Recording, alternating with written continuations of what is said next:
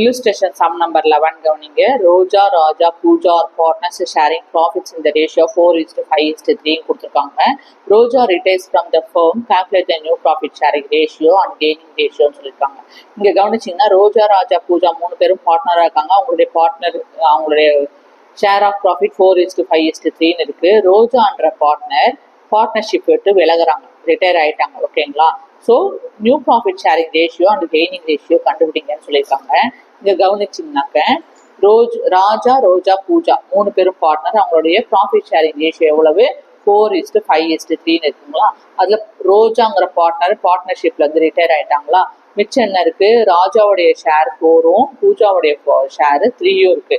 So இதுதான் new profit sharing ratio. Raja and பூஜாவுக்கு 4:3, gaining ரேஷியோவும் 4:3.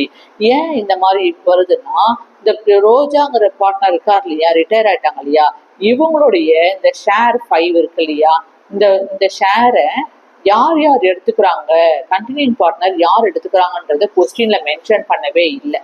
எதுவுமே மென்ஷன் பண்ணல.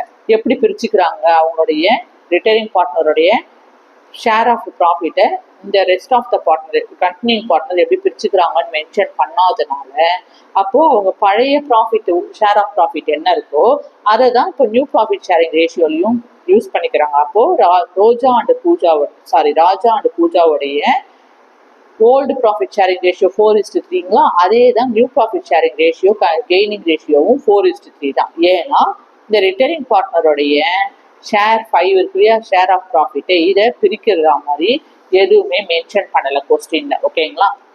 ஏதாவது டவுட் இருந்தால் கமெண்ட் பண்ணுங்க, மறக்காம சப்ஸ்கிரைப் பண்ணுங்க. தேங்க்யூ.